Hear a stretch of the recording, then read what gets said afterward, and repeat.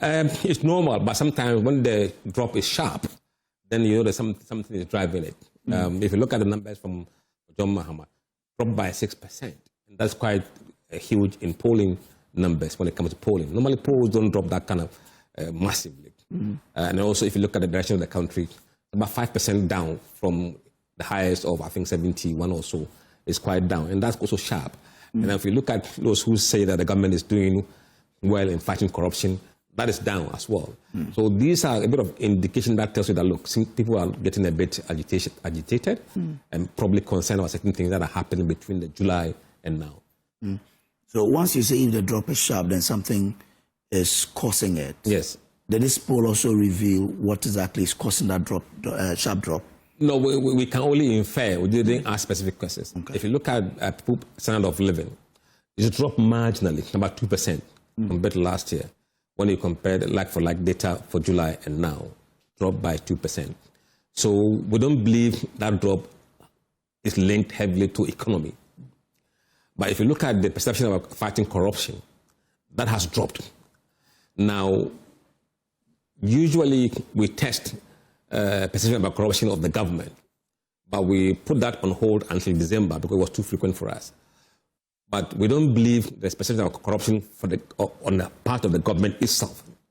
I believe the reason that is happening is that people are thinking that they are not pursuing certain crop cases vigorously enough. And I think that can be linked to the rural and what we've seen people talk about oral and lack of action.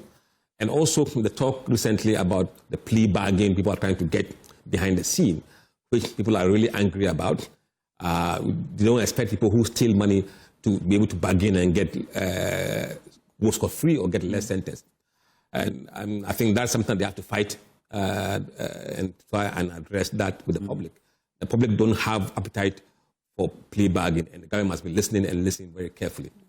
That is on our side. And then also the Galamsey issue has been heightened recently.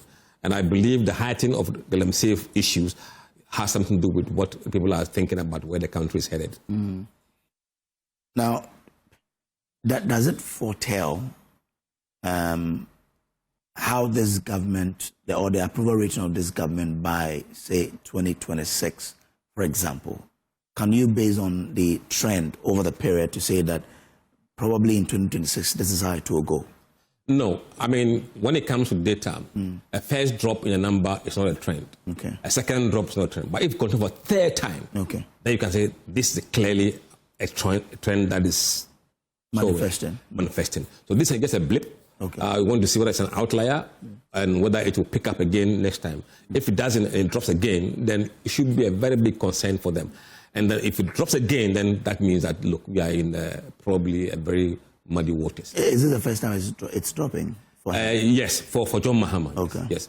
I mean, if you compare where Narado was in 2024, October. October, the last tracking poll that we did under Mahama, Narado was on 36% approval rating. Okay. Very, very low. And the first tracking for Mahama was 66%. 66% for Mahama in the first tracking poll. So if you look at where Narado was and where Mahama moved to, it was quite big significant. And now he dropped to 67. Still higher than his first poll. So you can see that 1, 2 in 3 people still are. Was it 66? Because and it is 67 now. Now. And there's an improvement. Yeah, even though it is declined, it's no worse performance for him.